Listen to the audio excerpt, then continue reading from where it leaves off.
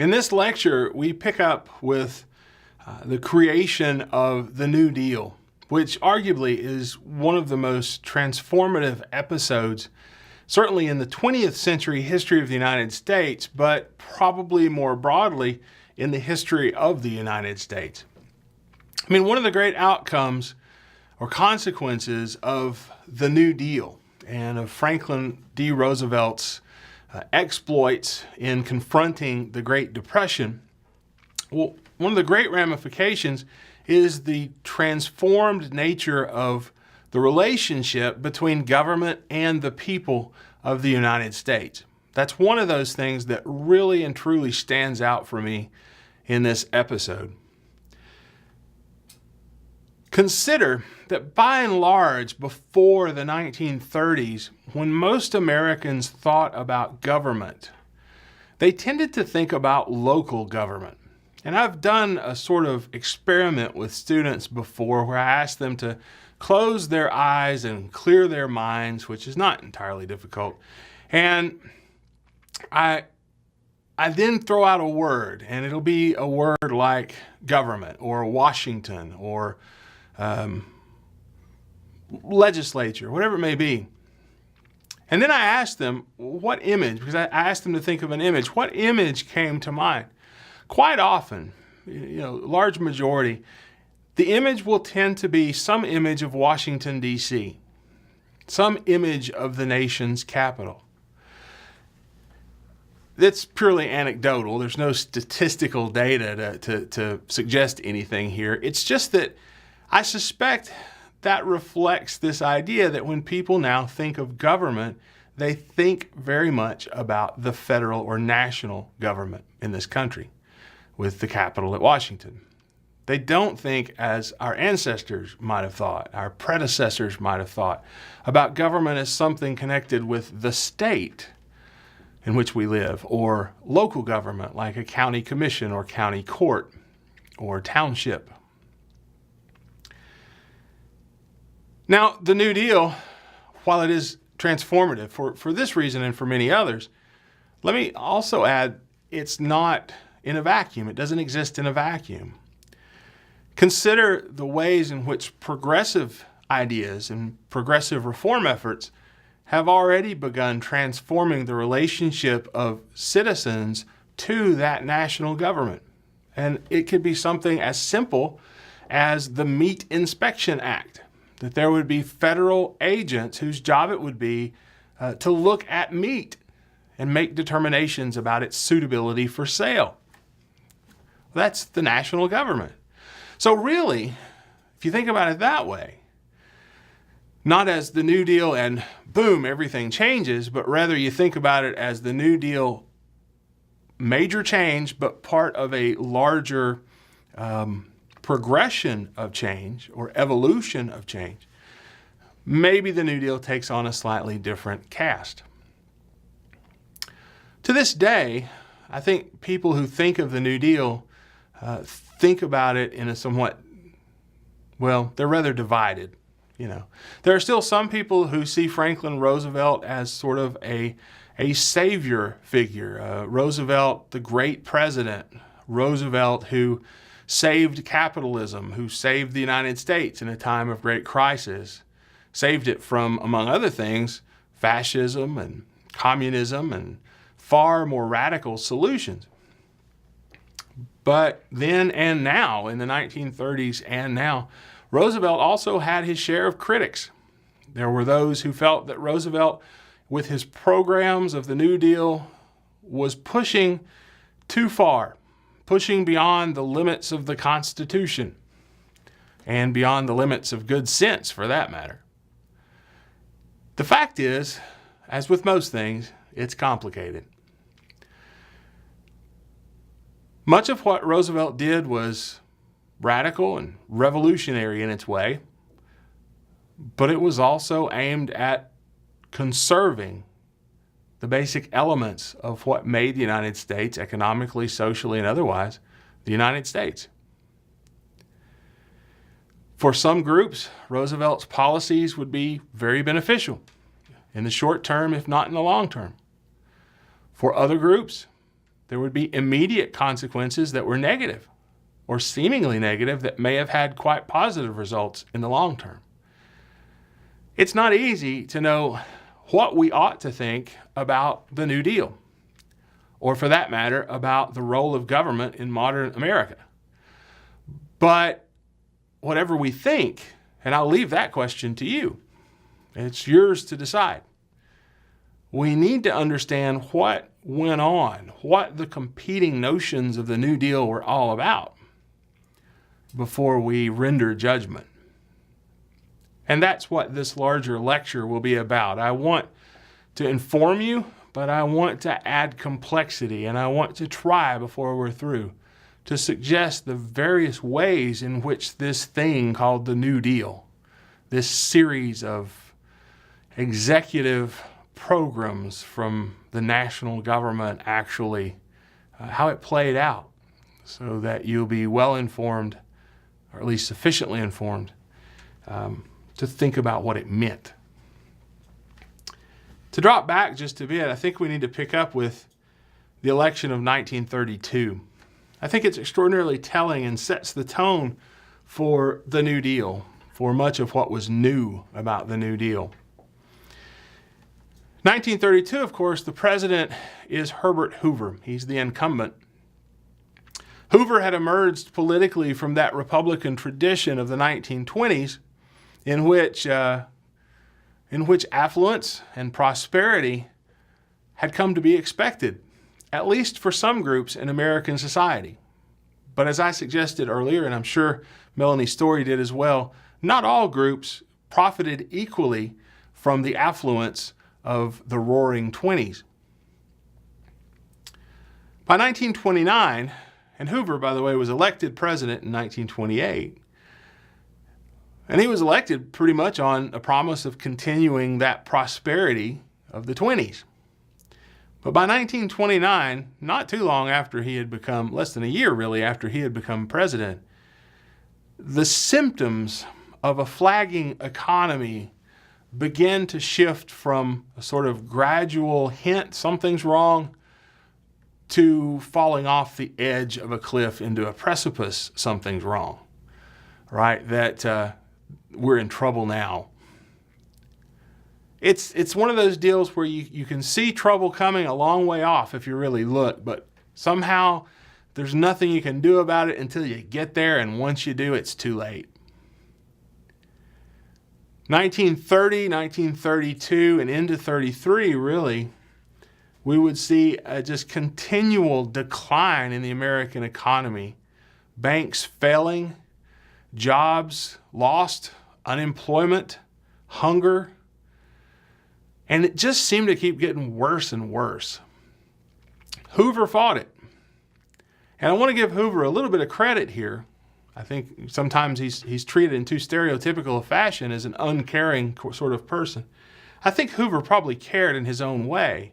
And I would argue, too, that we need to remember Hoover really used the executive power in some innovative ways, in ways that other presidents, except perhaps in times of warfare, had never used the executive power. Ways that all but questioned or led people to question the constitutionality of what Hoover was doing. I mean, we can talk about things like Reconstruction Finance Corporation, and we can talk about his efforts to get aid out to America. I mean, my gosh, that's it for its day, for its time. And I think in Hoover's own mind, he was stretching the Constitution just as far as he felt he could. But ultimately, it would be another president, Franklin Roosevelt, who would stretch that Constitution even further. And he could do so on the basis of America in crisis. The United States in crisis. It's like a war. It's an emergency. Well, this election of 1932 is about Hoover's record. It's only to some extent, I think, about Franklin Roosevelt's record because he didn't have much of one. Not really.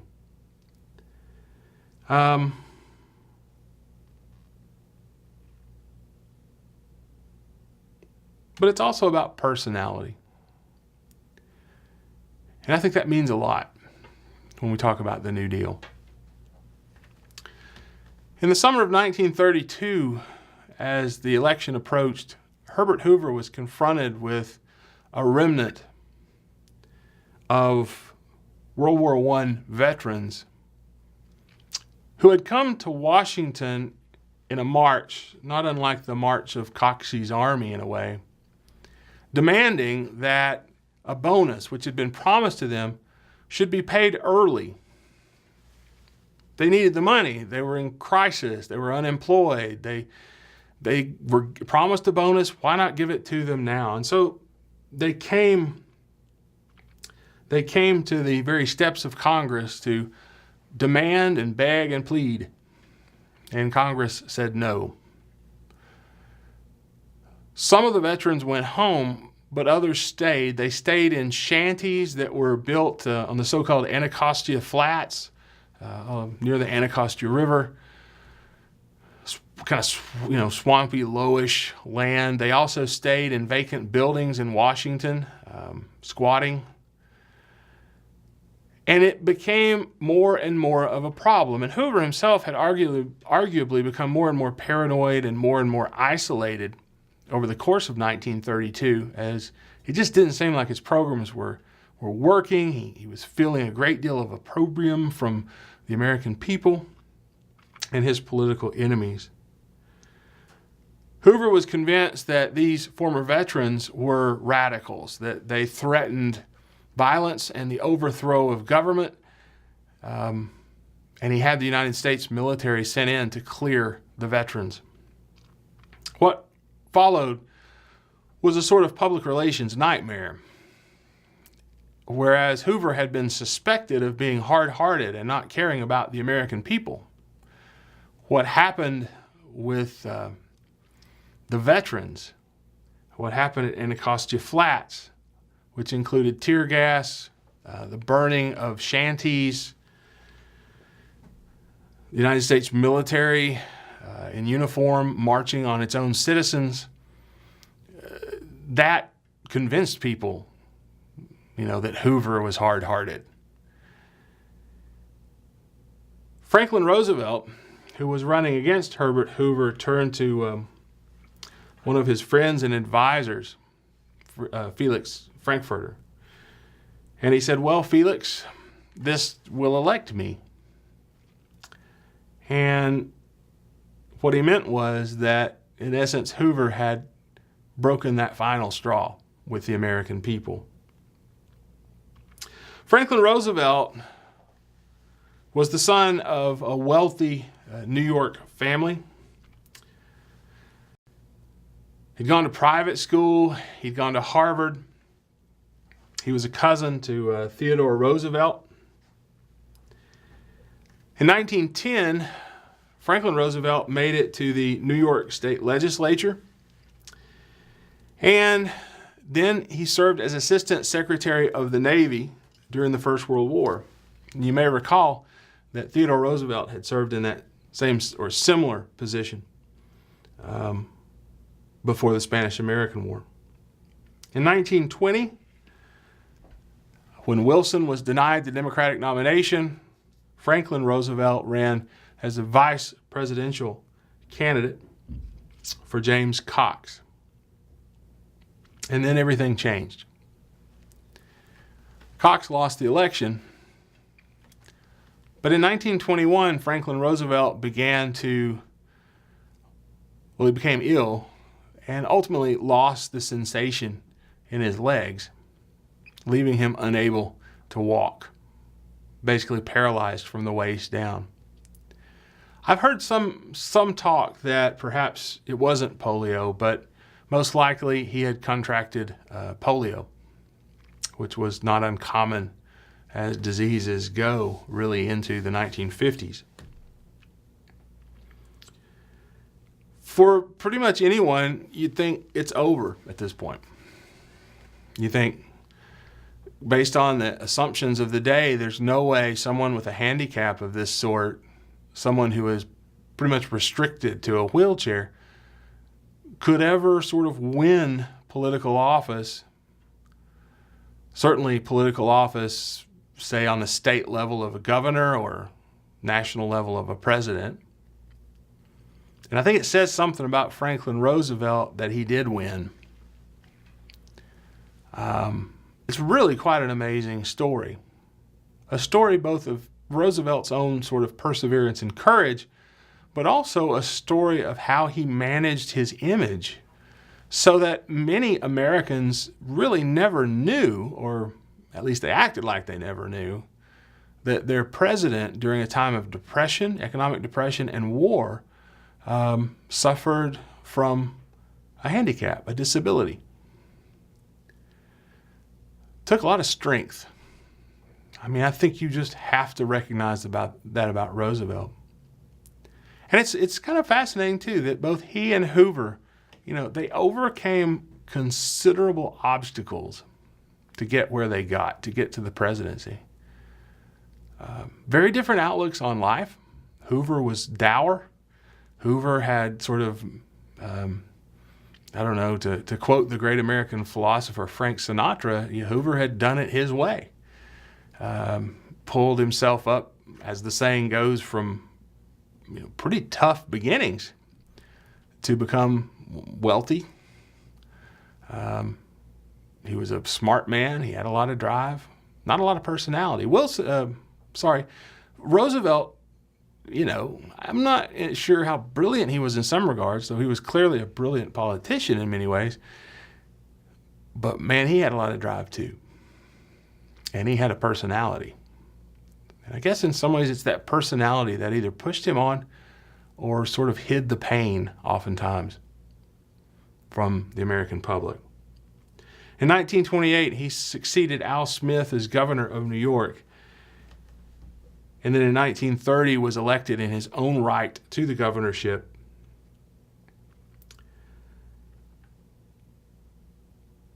F.D.R. was jovial.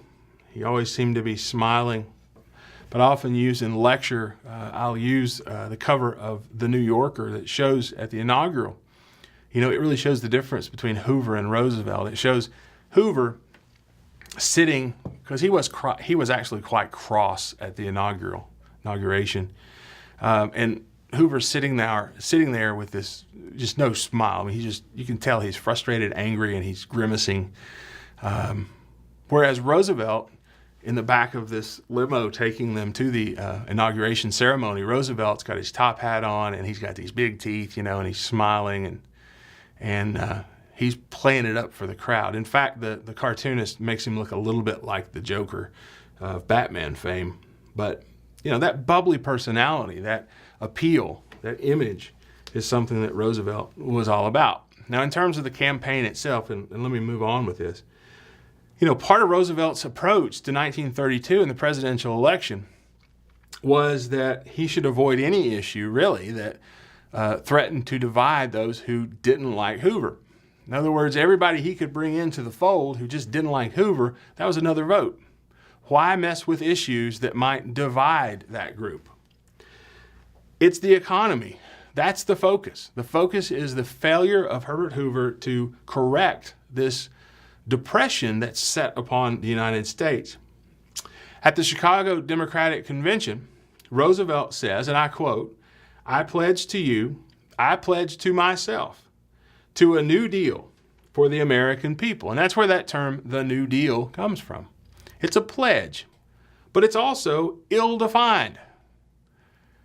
At the convention in 1932, it's not entirely clear that Roosevelt had any idea, really, what that New Deal would be, what sort of policies, what sort of legislation it would entail. Roosevelt, however, drew upon what came to be known as the Brain Trust, a group of university professors, a group of friends and political advisors who mixed old progressive ideas with new ideas of associationalism that had emerged in the 1920s, with ideas that were far more radical and harkened back to the days of the Knights of Labor and the Farmers Alliance. In essence, this thing, the New Deal, which Franklin Roosevelt promises, will be an amalgam of experiments, for lack of a better term, to see what works and what doesn't. But above all, try something. Don't let principle or ideology stand in the way.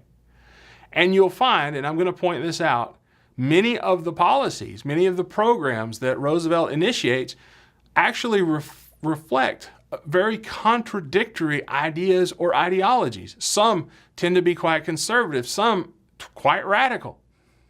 Well, Roosevelt's going to put them out there, and he's going to see what goes. And that is, in essence, what the New Deal is all about. In November of 1932, Franklin Roosevelt received 57.4% of the vote. Herbert Hoover had won Pennsylvania, Vermont, Connecticut, New Hampshire, and Maine. But equally importantly, Franklin Roosevelt, more specifically, I guess, the Democrats, his party, the Democratic Party, won majorities in both houses of Congress. Like Woodrow Wilson, this Democratic president will be moving into the White House with majorities in both houses of Congress. And like Wilson, what will follow will be an outright flood of legislation early in his administration. That becomes the basis for the New Deal. We'll pick up there in the next segment.